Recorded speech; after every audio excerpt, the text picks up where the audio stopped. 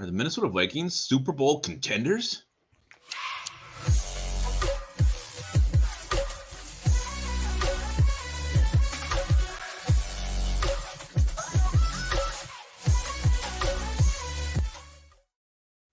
Welcome back to Onebar and Lupagus show. I am Lupagus here with Onebar, sporting a fancy new beanie there. Looks amazing.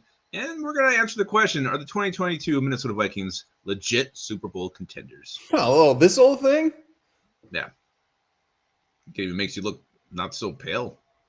No, nothing makes me look not so pale. I'm very pale. Yes, the fact that we're even having this question upon us gets us very excited. Vikings 7-1. A lot of people out there wondering, either they're all in, they're Super Bowl contenders. Everyone say no, they haven't done anything. That's what we're going to talk about. Let us know in the comments below. Are they officially a Super Bowl contender? Also, grab yourself a lift bridge, grab yourself a sub, hit that sub button. Let's get to 9,000 subs. Let's do it. Yep, hashtag 8,000, hashtag lift bridge. We got some drawings to do as well. We'll be doing those soon. So, Onebar. Are the 2022 Minnesota Vikings a Super Bowl contender?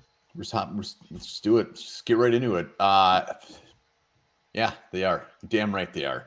And everybody's going to come back and say that they haven't beaten anybody. Not yet. Or this next couple of weeks is going to decide if they're a Super Bowl contender. They're going to give you something. But damn it, we're 7-1. We've beaten some good teams. Our strength of schedule, 13th. 13th. It's not like 28. It's not 29. They've beaten some very good teams. Even look at the Commanders. Commanders don't get any love, but they had a 4-game winning streak. We go on their turf. We beat them. We've beaten some good teams. And another big part of this, obviously, our offense. I mean, our offense can go toe-to-toe with anybody. Now with TJ Hawkinson in the mix, I think they definitely can. But the big part is that right now, they could have 2 home playoff games. If they keep this up into the number 2 seed, that is ginormous. Ginormous. Yeah, and I have to agree with you. I think that you have to say they're contenders right now. They're 7-1. And what I like about this team is this resiliency. They've been down multiple times in the fourth quarter, always seem to pull out something on their ass to come back and they win these games. So you can argue the competition hasn't been great overall, but the fact that they've been down, they've had their backs against the walls, pulling victory from the jaws of defeat is huge for this team. That's something that definitely will pay off when it comes to playoff time. It is true, though. You really aren't going to know legit how strong contender they are until they get through this next 4-game stretch here at Buffalo, home against the Cowboys, home against the Patriots, home against the Jets. That's a tough schedule right there, and we'll really know more about this team in about a month. But right now you have to say yes, and I think it's resiliency. They're 7-1. You mentioned the offense. Adding TJ Hawkinson, this defense has played a lot better the last couple of weeks. Ed Donatell really seems to be getting things figured out. The way he's using Zadarius Smith, the way he's lining up Zadarius and Hunter on the same sides at times, he's starting to get a little more creative.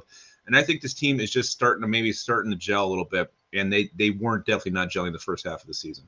On the other side of this, I don't know who it was Rex Ryan, one of those guys on the morning show, made a very good point that in the NFC, yeah, you got the Eagles out there, they're 8-0, whatever, but we're not going to be going against Aaron Rodgers in the playoffs. There's not going to be Tom Brady in the playoffs. We're going to be going against like a Jalen Hurts. I mean, these guys, you say Kirk Cousins can't show up for these big games. We don't know what some of these other guys can do in these big games. So it helps level the playing field a little bit.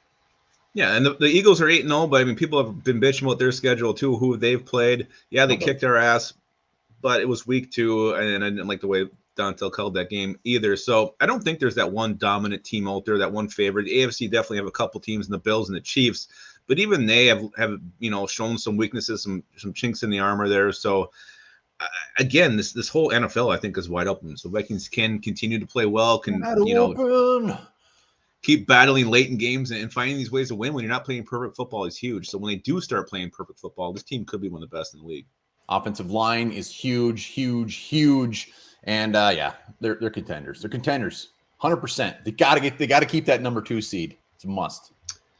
Absolutely. So that's it. Let us know in the comments if you think the 2022 Vikings are contenders or not.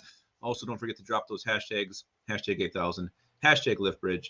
Hashtag Onebar looks really nice in that new beanie. Thank you. It's really comfortable. I'm sure it is. I can't wait to grab mine. All right. And also remember this. The vaginas of female ducks contain multiple dead ends to help protect them against unwanted pregnancy. Duckgina.